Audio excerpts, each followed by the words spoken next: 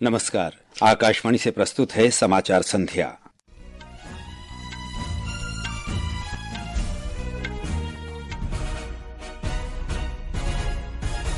झारखंड मुक्ति मोर्चा के नेतृत्व वाले इंडिया गठबंधन के नेता हेमंत सोरेन ने झारखंड में सरकार बनाने का दावा पेश किया।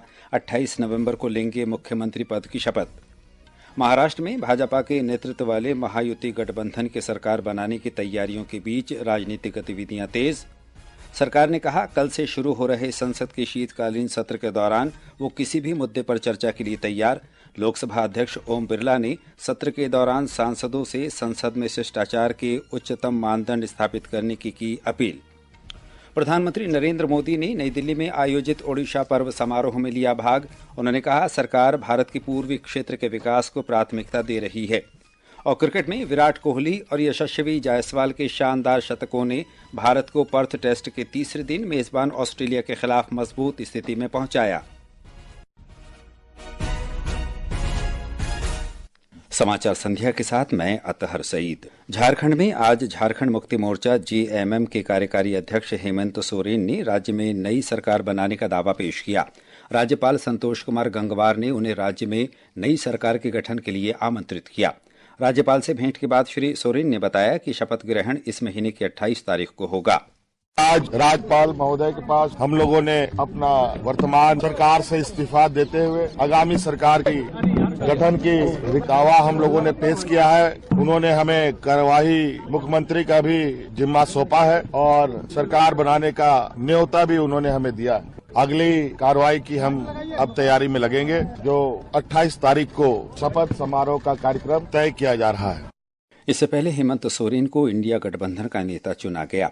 रांची में नवनिर्वाचित विधायकों की आज दोपहर हुई बैठक में सर्वसम्मति से ये निर्णय लिया गया।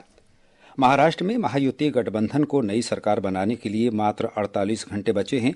मौजूदा एकनाथ शिंदे की अगुवाई वाली सरकार का कार्यकाल मंगलवार को समाप्त होने जा रहा है। आज मुंबई में शिवसेना नेता एकनाथ शिंदे और एनसीपी नेता अजित पवार ने अपने अपने दलों के नवनिर्वाचित विधायकों के साथ अलग अलग बैठकें की। एक प्रेस कॉन्फ्रेंस को संबोधित करते हुए भाजपा नेता चंद्रशेखर बावनकुले ने कहा कि महाराष्ट्र में विपक्ष का नेता नहीं होगा। 6 दशकों में ये पहली बार होगा जब महाराष्ट्र विधानसभा में विपक्ष का नेता नहीं होगा। इस बीच भारत के चुनाव आयोग के उप चुनाव आयुक्त हृदेश कुमार और महाराष्ट्र राज्य के मुख्य चुनाव अधिकारी एस चोकलिंगम ने महाराष्ट्र के राज्यपाल सीपी राधाकृष्णन से मुलाकात की और राजभवन में नवनिर्वाचित सदस्यों के नाम और ईसीआई की अधिसूचना वाले राजपत्र की प्रतियां सौंपी। संसदीय कार्यमंत्री किरेन रिजिजू ने कहा है कि सरकार कल से शुरू हो रहे संसद के शीतकालीन सत्र के दौरान किसी भी मुद्दे पर चर्चा के लिए तैयार है। नई दिल्ली में सरकार द्वारा बुलाई गई सर्वदलीय बैठक के बाद श्री रिजिजू ने विपक्षी दलों से सत्र के दौरान लोकसभा और राज्यसभा में सुचारू कामकाज के लिए सहयोग करने का आग्रह किया। श्री रिजिजू ने कहा कि बैठक में 30 राजनीतिक दलों के कुल 42 नेताओं ने हिस्सा लिया। पार्टी लीडर्स का मीटिंग हुई और बहुत अच्छी तरह से ऑल पार्टी का मीटिंग अभी यहाँ मेन कमेटी हॉल में हुई। पूरे मिलाकर के 42 पॉलिटिकल लीडर्स, 30 पॉलिटिकल पार्टीज के नेता और पार्टी के फ्लोर लीडर का आज पार्टिसिपेशन हुई। हर पॉलिटिकल पार्टी ने बहुत अच्छा सुझाव दिया और कुछ मांग रखे हैं और बारी बारी से हमने सारा पॉइंट नोट भी किया है। कांग्रेस सांसद प्रमोद तिवारी ने कहा कि पार्टी कई महत्वपूर्ण मुद्दे उठाएगी।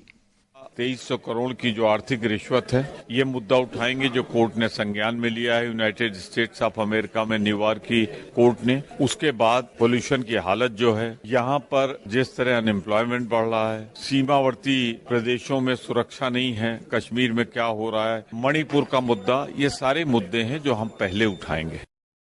सर्वदलीय बैठक की अध्यक्षता रक्षा मंत्री राजनाथ सिंह ने की। शीतकालीन सत्र कल से शुरू होगा और 20 दिसंबर तक चलेगा। हालांकि संविधान दिवस के उपलक्ष्य में 26 नवंबर को संसद की बैठक नहीं होगी। संसद के शीतकालीन सत्र से पहले लोकसभा अध्यक्ष ओम बिरला ने सदस्यों से संसद की मर्यादा बनाए रखने का आग्रह किया। आकाशवाणी समाचार को दिए गए एक विशेष साक्षात्कार में श्री बिरला ने सांसदों से संसद में मर्यादा के उच्चतम मानक स्थापित करने की अपील की। हम इसी तरीके से उच्च कोटि की परंपराएं स्थापित करें, जहाँ चर्चा और संवाद हो, जहाँ सहमति असहमति भी हो, विचारों की अभिव्यक्ति भी हो, लेकिन हमारा आचरण संसदीय मर्यादाओं के अनुरूप, हमारा आचरण संसदीय डिबेट चर्चाओं के आचरण की तरह हो। आरक्षण के मुद्दे पर एक सवाल का जवाब देते हुए श्री बिरला ने कहा कि राजनीतिक दल इस पर आरोप प्रत्यारोप लगा सकते हैं, लेकिन किसी भी सरकार ने कभी भी आरक्षण के प्रावधान से छेड़छाड़ करने की कोशिश नहीं की। उन्होंने कहा कि प्रधानमंत्री नरेंद्र मोदी ने हमेशा इस बात पर दृढ़ता दिखाई है। माननीय प्रधानमंत्री नरेंद्र मोदी जी ने भी हमेशा संविधान के मूल विचार और आरक्षण को लेकर अपनी स्पष्ट नीति, स्पष्ट विचार रखे। उनका मानना है कि अभी भी समाज के वंचित, गरीब, शोषित, पीड़ित व्यक्तियों को आरक्षण की आवश्यकता है। मंगलवार को मनाए जाने वाले संविधान दिवस से पहले श्री बिरला ने संविधान पर खतरे के सभी दावों को खारिज किया।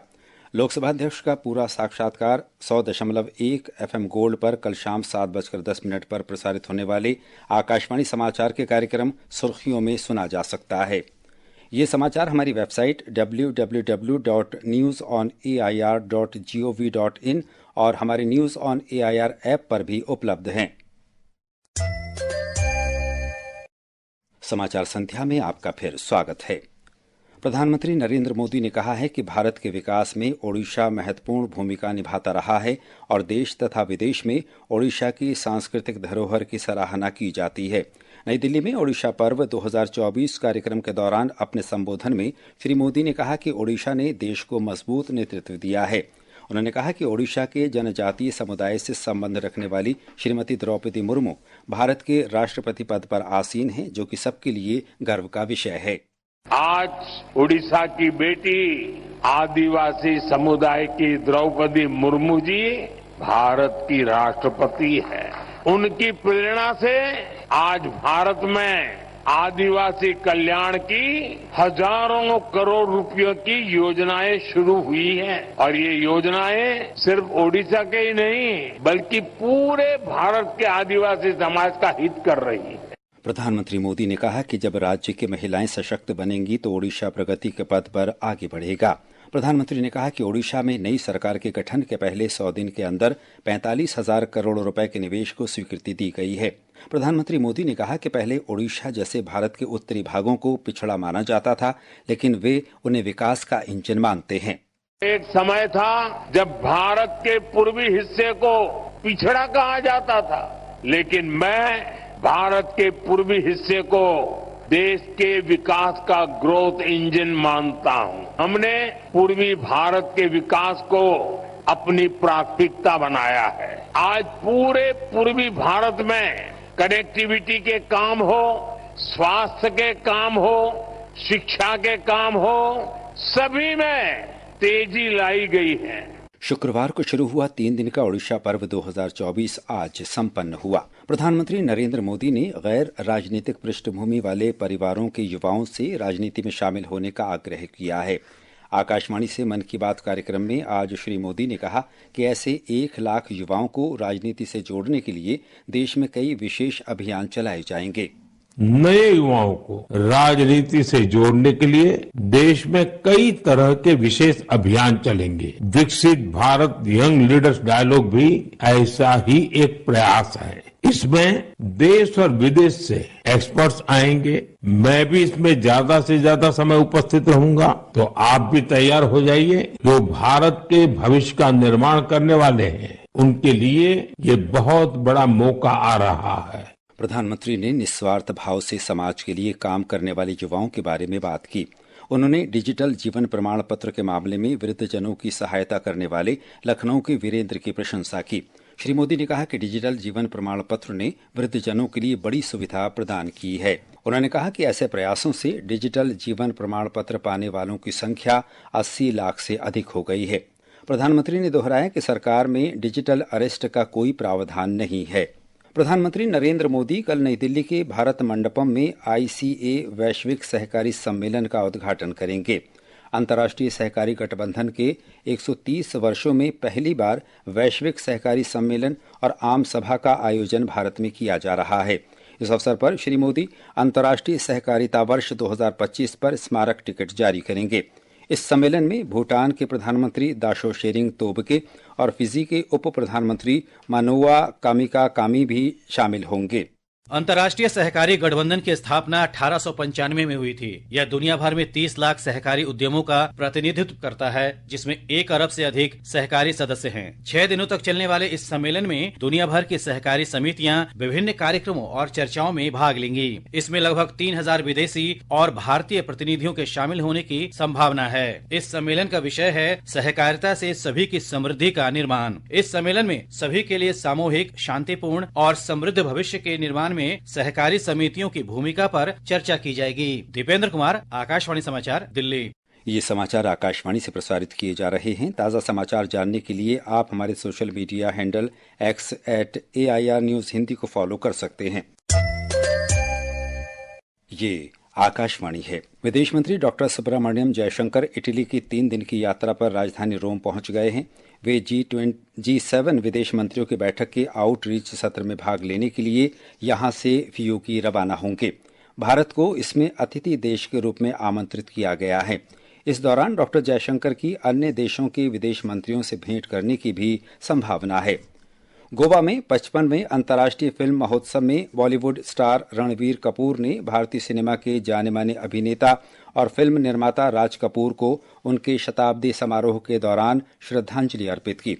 फिल्म समारोह में आज दिन भर फिल्मों की स्क्रीनिंग और कार्यक्रमों सहित कई तरह की गतिविधियां देखी गईं। आज भारतीय अंतर्राष्ट्रीय फिल्म महोत्सव में 2 प्रमुख कार्यक्रम क्रिएटिव माइंड्स ऑफ टुमारो के 48 घंटे लंबी चले फिल्म चैलेंज और फिल्म बाजार संपन्न हुए। आज कई मास्टर क्लास सत्र भी आयोजित किए गए। इन सत्रों में सभी उम्र के दर्शक शामिल हुए। आज शाम फिएस्टा में सांस्कृतिक प्रदर्शनों ने माहौल को ऊर्जावान बना दिया है, जिसमें सैकड़ों लोग कला, मनोरंजन और गोवा के स्थानीय व्यंजनों के जीवंत मिश्रण का जश्न मनाने के लिए आए हैं। आकाशवाणी समाचार के लिए दुर्गेश भदौरिया के साथ ओमवेश उपाध्याय, गोवा। भारत और ऑस्ट्रेलिया के बीच पर्थ में खेले जा रहे पहले क्रिकेट टेस्ट मैच के तीसरे दिन का खेल खत्म होने तक ऑस्ट्रेलिया ने अपनी दूसरी पारी में 3 विकेट खोकर 12 रन बना लिए हैं। ऑस्ट्रेलिया को ये टेस्ट जीतने के लिए 534 रन बनाने हैं। इससे पहले विराट कोहली और यशस्वी जायसवाल के शतकों ने भारत के स्कोर को 6 विकेट पर 487 रन तक पहुंचाया। आकाशवाणी का समाचार सेवा प्रभाग हिंदी और अंग्रेजी में फोन इन कार्यक्रम पब्लिक स्पीक में कल रात 9:30 बजे डिजिटल लाइफ सर्टिफिकेट के विषय पर परिचर्चा प्रसारित करेगा। पेंशन और पेंशनभोगी कल्याण विभाग के संयुक्त सचिव Dhruv Jyoti Sengupta, India post payments bank के MD और CEO R विश्वेश्वरन और इंडिया पोस्ट पेमेंट्स बैंक के CGM तथा chief sales marketing officer Gursharan Rai Bansal के साथ इसमें भाग लेंगे। हमारे विशेषज्ञों से टेलीफोन नंबर 011-2342-1050 पर आप प्रश्न पूछ सकते हैं। अंत में मुख्य समाचार एक बार फिर।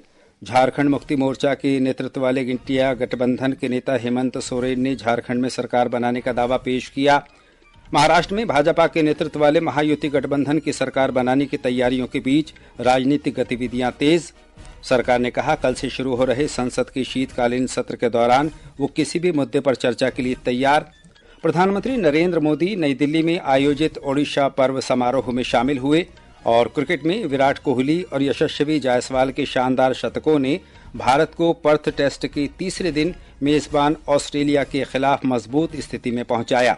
इसके साथ ही समाचार संध्या का ये अंक समाप्त हुआ। नमस्कार।